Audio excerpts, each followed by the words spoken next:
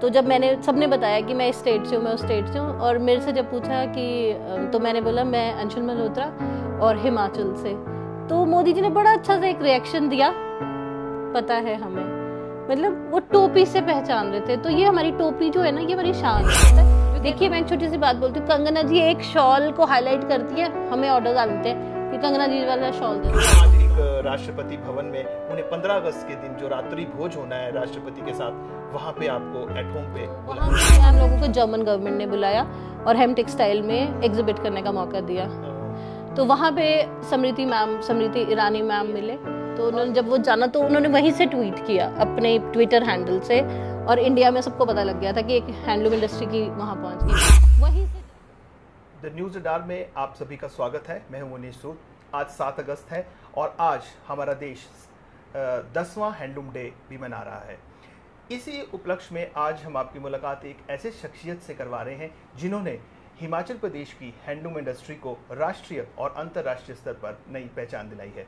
इन्होंने एक पहचान तो दिलवाई है, उसके अलावा इन्होंने महिला सशक्तिकरण की तरफ भी बहुत बड़ा कदम उठाया है। इन्होंने अंडर प्रिविलेज्ड 200 महिलाओं को अपने पास हैंडलूम की ट्रेनिंग दी है और आज वो आर्थिक दृष्टि से बड़ी मजबूत हुई हैं।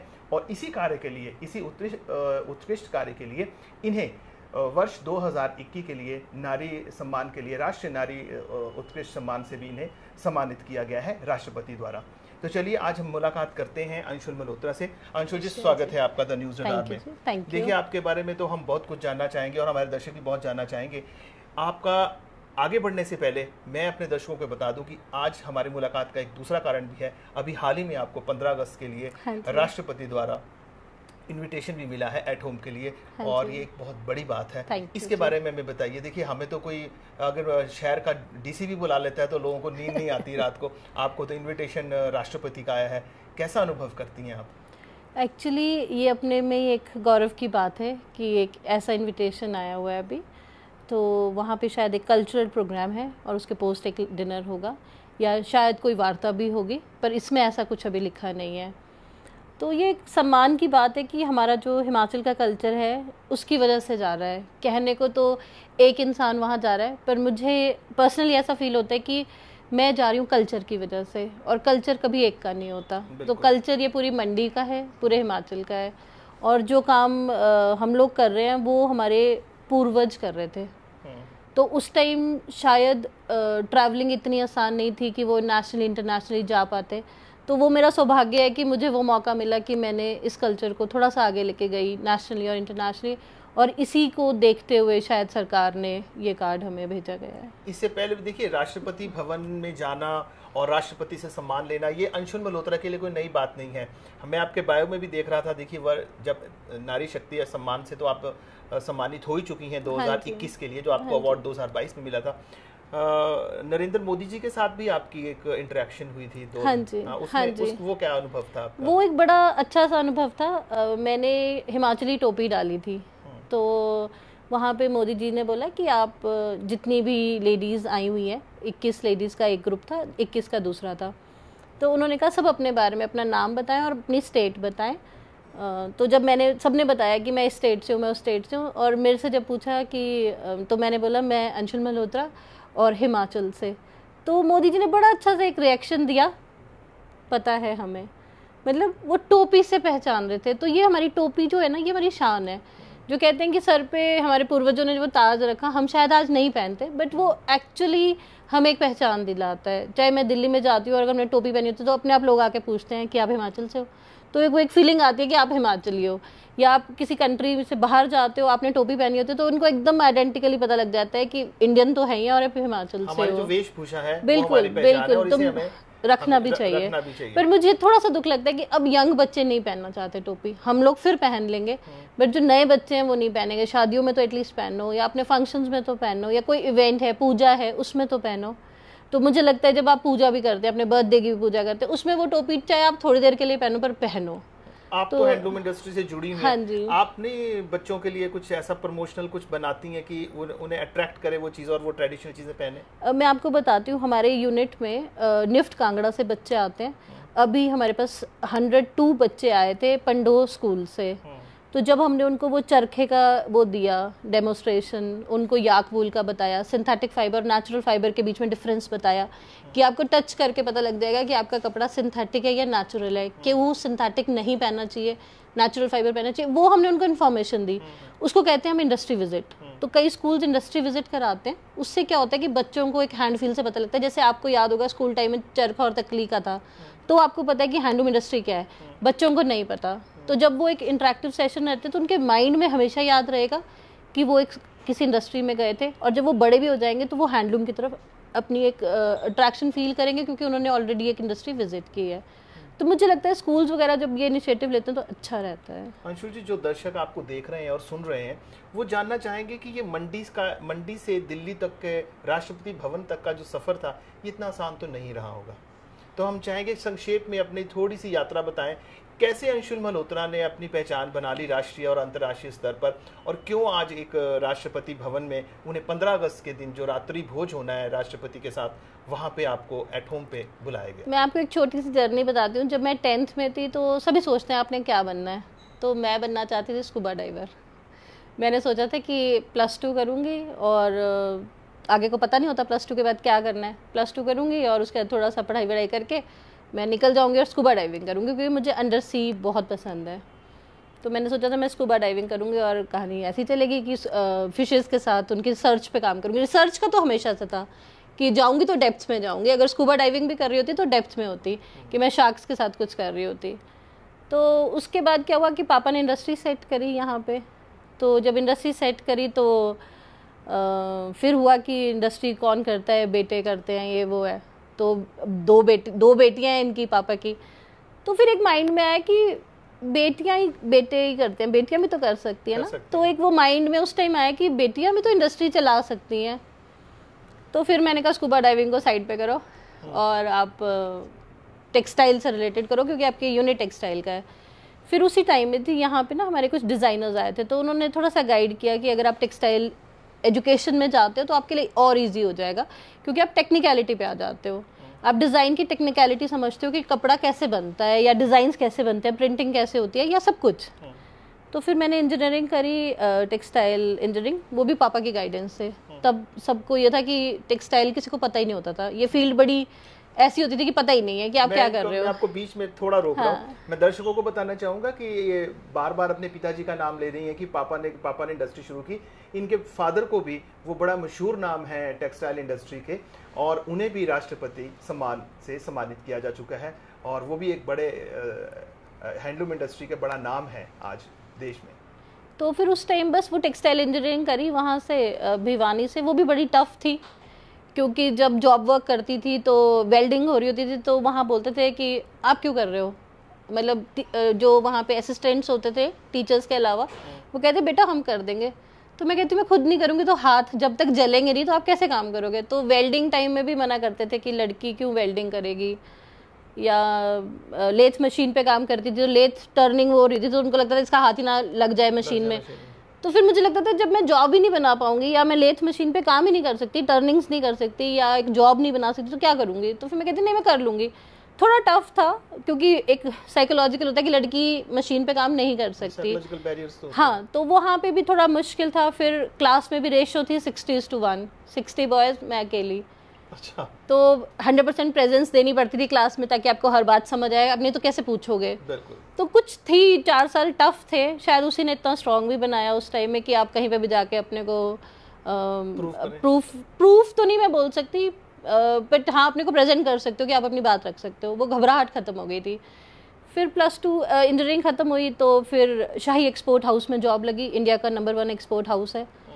तो उस टाइम भी ये हुआ कि पैसे की वैल्यू समझने के लिए पहले डांट खाना ज़रूरी है, ताकि आप अपने वर्कर्स को या अपने एम्प्लॉयज़ को या अपने कारीगरों को ना डांटो, इसलिए आपको डांट खाना ज़रूरी था। तो जब मैंने जॉब करी तो मेरी जो बॉस थी बहुत डांटती थी।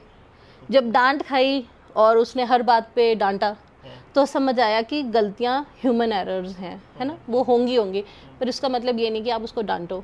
तो समझ आया कि डांटना नहीं है।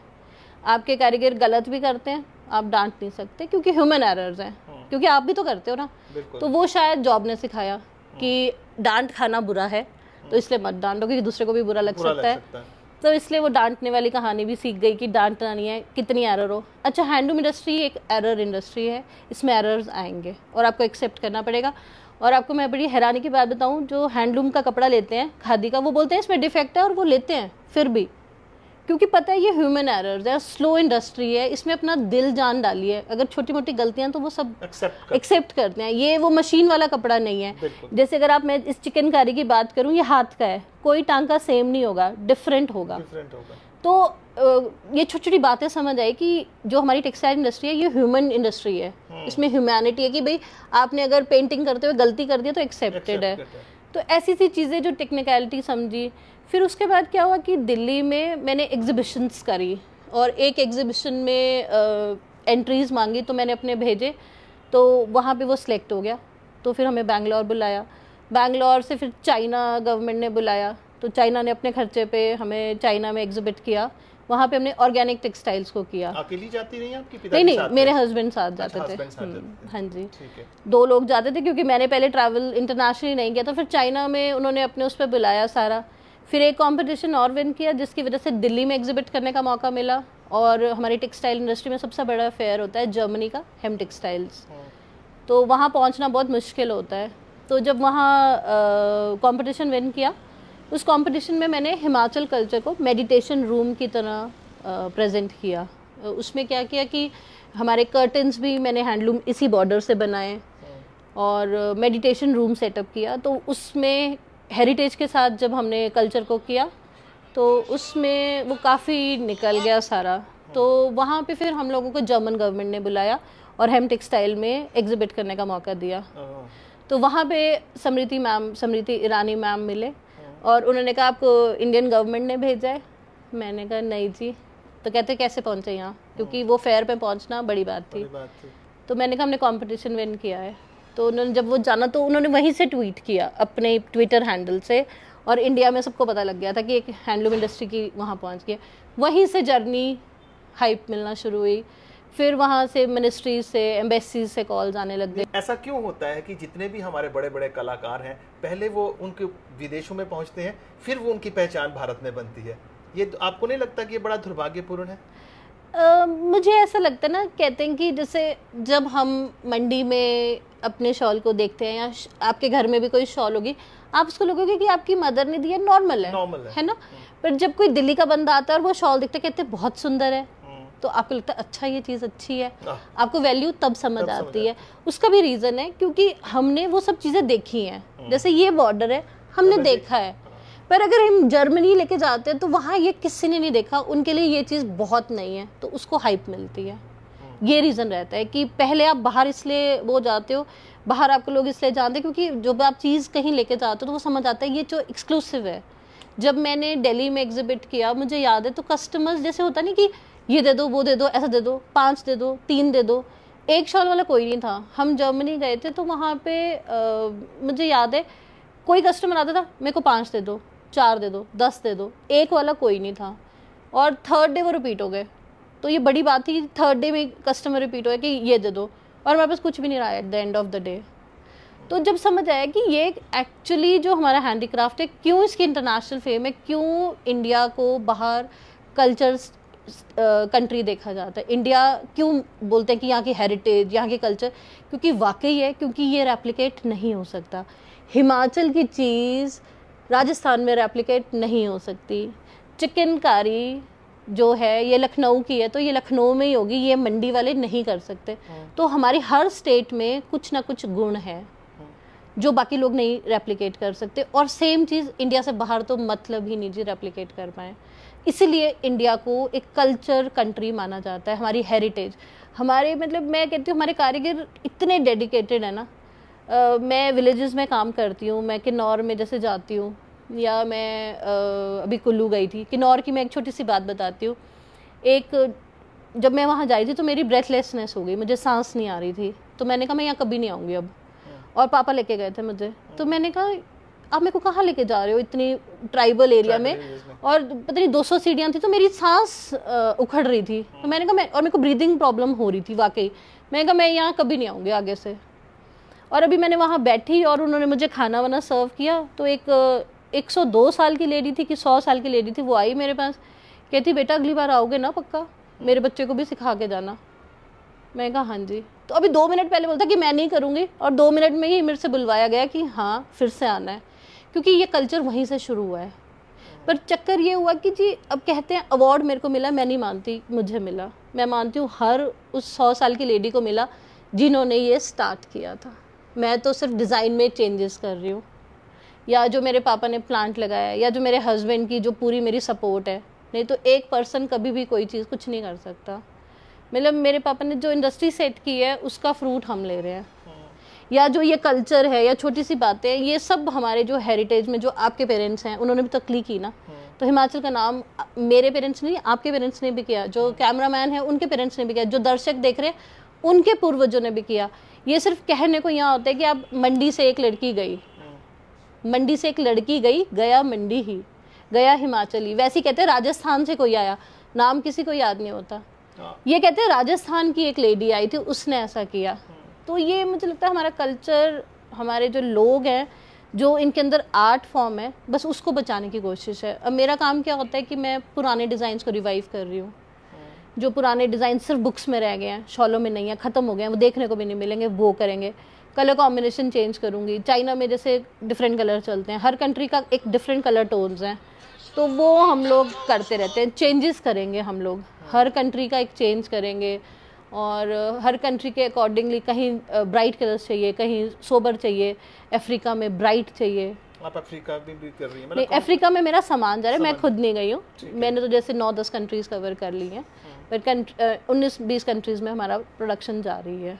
ऑर्डर छोटे छोटे आते हैं, पर ये सारा ऑर्डर्स जो आते हैं वो दिल्ली से आते हैं। एक बात जो दर्शक भी जानना चाह रहे हैं और हम भी जानना चाह रहे हैं कि हैंडलूम इंडस्ट्री पूरे हिमाचल में है। हाँ जी। तो अंशुल ने ऐसा क्या किया कि बाकी लोग तो इतनी आगे नहीं पहुंच पाए? अच्छा। आपका डिफरेंट क्या है? Why only you? आप ही को दिल्ली के राष्ट्रपति भवन में पहुंची हैं। पूरा देखिए, आप कुल्लू से लेकर किन्नौर से लेकर एक कांगड़ा से लेकर इधर से लेकर उधर तक सारे लोग हैंडलूम में कर रहे हैं। देखिए इसमें आप ये क्या मार्केटिंग स्ट्रेटेजी कह सकते हैं इसको, या कोई स्किल है कोई कि वाकई में you are doing something different? नहीं, मैं आपको बताती हूँ, इसमें बहुत फैक्टर्स आते हैं। सबसे पहले आता है आपकी टेक्निकल एजुकेशन। दूसरी बात है कि आपने डिफरेंट क्या किया। अब जैसे मैं सपोज यही आर्ट वर्क की बात करती हूँ, ये आर्ट वर्क अभी तक इंडिया में नहीं है। ये है क्या वैसे? ये आप देखेंगे, अगर आप इसको क्लोजअप में देखेंगे, ये विष्णु अवतार है जी। विष्णु जी के 10 अवतार हमारे माइथोलॉजी में है। मैं कोशिश कर रही हूँ जो पुरानी बुक से एब्स्ट्रैक्टेड चीजें हैं, कलर कॉम्बिनेशन भी हम पुरानी बुक से उठा रहे हैं, मोनेस्ट्री से उठा रहे हैं। ये जो नई चीज है, जो ये अभी फर्स्ट पीस बना हुआ है। इसमें क्या है, जो विष्णु जी के 10 अवतार हैं वो बनवाए मेटल वाले से। तो डिजाइनर का क्या काम होता है, वो कोलैबोरेशंस करता है कई डिजाइन्स की। तो विष्णु अवतार हैं, जैसे अगर आपका मत्स्य अवतार से लेके कल्कि, अभी आप एक मूवी देखी होगी कल्कि आई है, उसमें कल्कि अवतार है। उससे पहले इसने कृष्ण, राम, ये सारे जो 10 अवतार हैं उसी को साथ में हिमाचली बॉर्डर के साथ वो किया है। हाँ जी। तो ये 10 अवतार है। अभी जैसे एक नेशनल अवार्ड हुआ था जिसमें सैंपल्स गए थे, उसमें गीता सार को वीव कराया। तो गीता सार को एक वीवर नहीं वीव कर सकता जब तक उसका ग्राफ नहीं बनेगा। ये सब कुछ ग्राफ पे होता है पहले कि आप क्या बनाना चाहते हो। तो कोशिश होती है कि हर बार 20-25 डिज़ाइन ऐसे हों जिससे मार्केट में नई चीज़ ही बिकती है, पुराना कुछ नहीं जाता जी। आप सिर्फ शॉल बनाओगे तो उसमें आपको कुछ नहीं है, वो तो सारे लोग बना रहे हैं। उसमें आप डिफरेंट क्या करते हो वो है। तो हम जैसे गीता सार है, फ्रेम्स में काम कर रहे हैं।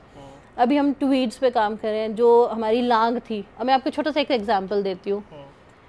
जो आपने पूछा कि डिफरेंट आप क्या कर रहे हैं, तो ट्वीड्स थी, ट्वीड्स बनाई किन्नौर में भी, आपको पता ही है किन्नौरी ट्वीड फेमस है। सेम टाइम में स्कॉटिश ट्वीड भी फेमस हुई। स्कॉटलैंड के लोगों ने लिख दिया, उन्होंने मीडिया में डाला, उन्होंने लिख दिया, उन्होंने स्कॉटिश ट्वीड की हाईलाइट किया, मिनिस्टर्स में किया, इधर किया उधर किया, उसकी प्रमोशन करी, जिसकी वजह से होल वर्ल्ड में स्कॉटिश ट्वीड की वैल्यू बढ़ गई। पर हिमाचली ट्वीड को कोई नहीं जानता। यही चीज़ को हमने प्रेजेंट किया। हिमाचली ट्वीड को पैकिंग इस ढंग से करी, उसमें पूरा डिस्क्रिप्शन लिखा, उसमें याक वुल, शीप वुल, सब डिटेल लिखी।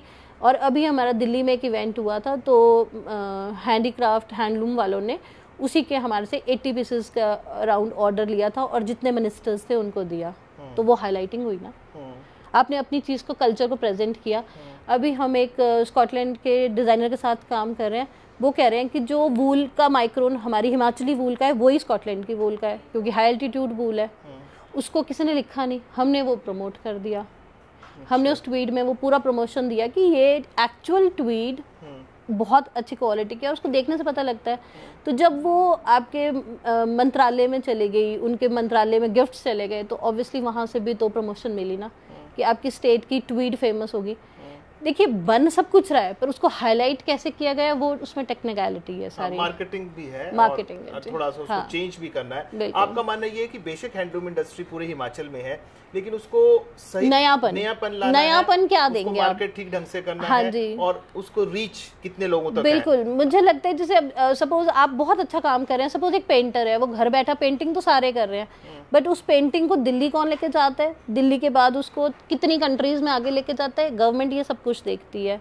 जब मेरा बायोडाटा वहाँ गया तो उन्होंने देखा कि 9 कंट्रीज में ये पर्सनली जाके एग्जिबिट कर रही है, और ये हम अपने खर्चे पे नहीं गए, चाइना गवर्नमेंट बुला रही है, कुछ तो बात होगी ना कि उन प्रोडक्ट में।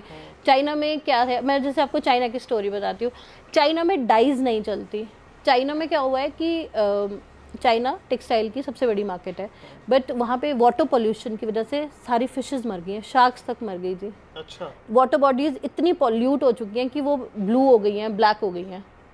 तो जब हमने उनको बताया कि एक ऑर्गेनिक टेक्सटाइल्स हमारी आयुर्वेदा में है, हम लोगों के अगर हम मंडी में बोलें कि हमारे पास इतनी जड़ी बूटियाँ हैं जिससे रतन जो होता है उससे डाई होता है, तो हमने वहाँ के लिए एक नई स्कीम स्टार्ट करी जिसमें रतन जोत, मैरीगोल्ड से, हल्दी से, टर्मरिक से जो आपकी डाइज निकलती हैं, या अनियन के पील से, या पोमेग्रेनेट से, या अखरोट से, इसके हमने स्टोल्स तैयार किए 12 कलर्स। अच्छा। और जो उसमें बॉर्डर्स थे डिज़ाइन के वो भी हमने ऑर्गेनिक ही रखे। तो जब उनको समझ आया कि एक ऑर्गेनिक टेक्सटाइल भी होता है तो उसमें कोई वाटर बॉडीज हार्म नहीं होती, तो चाइना गवर्नमेंट ने तब ये भी बोला था कि आप यहाँ सेटअप करो।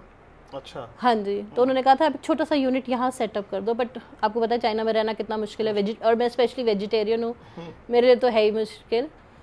तो जब आप किसी कंट्री में फोकस करते हो, जब मैंने वहाँ की प्रॉब्लम्स पहले स्टडी करी चाइना जाने से पहले कि वहाँ इश्यूज़ क्या हैं, टेक्सटाइल कौन सा हाईलाइट होगा, तो जब मैंने उनको ऑर्गेनिक समझ आया तो उन्होंने फ्री ऑफ कॉस्ट क्यों बुलाएगा, नहीं तो कोई।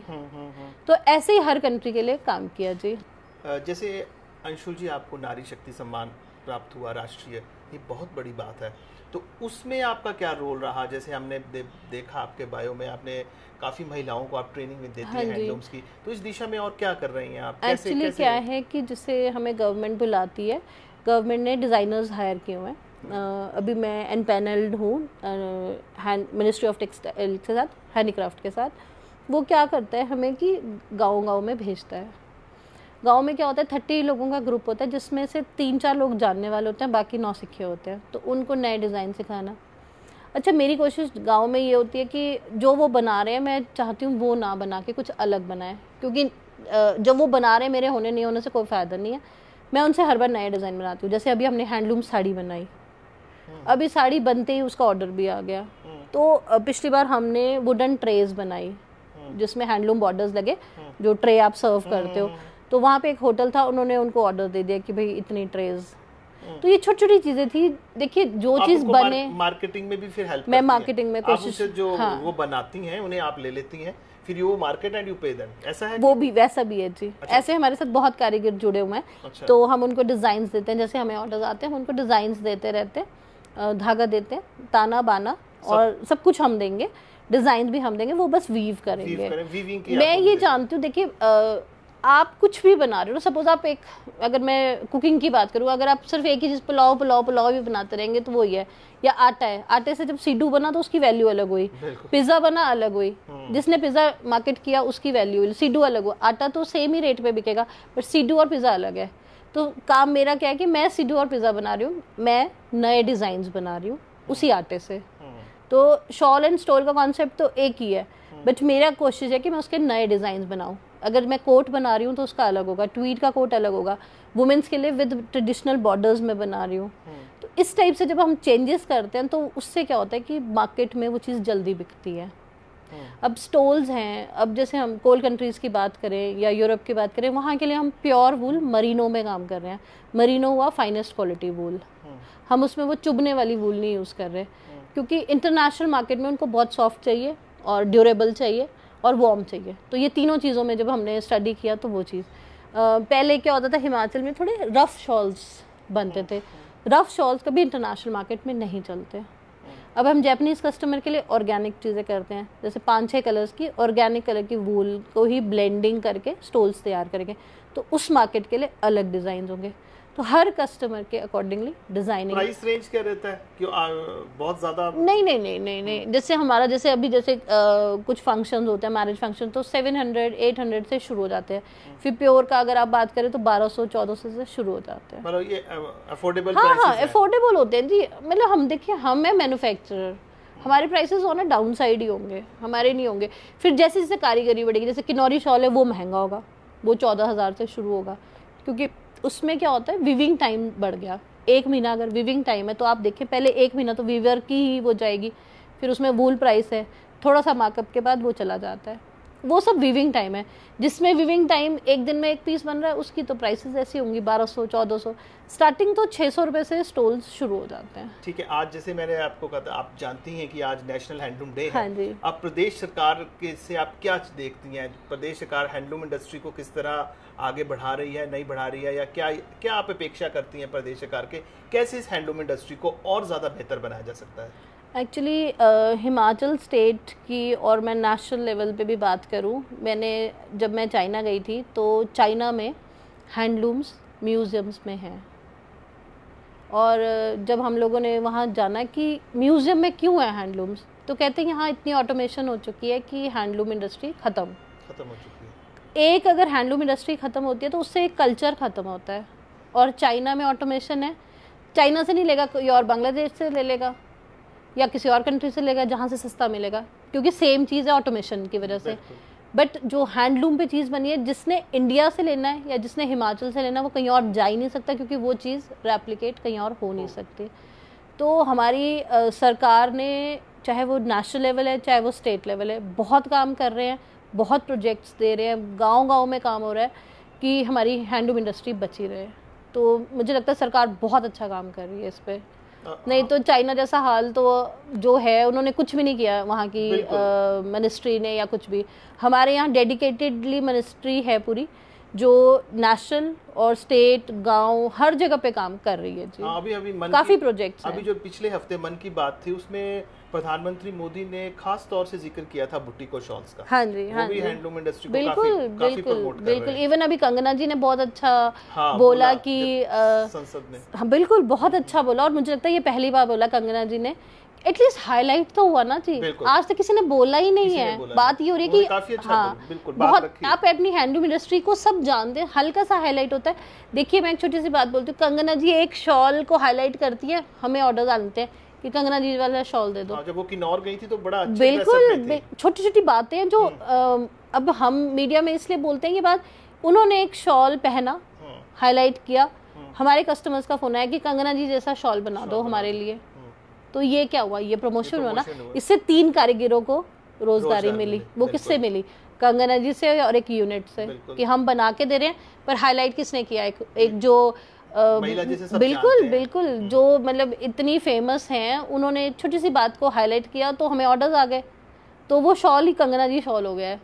तो ये छोटी छोटी बातें जो आज से पहले शायद किसी ने हाईलाइट ही नहीं करी थी, तो ये तो बड़ी सराहनीय बात है।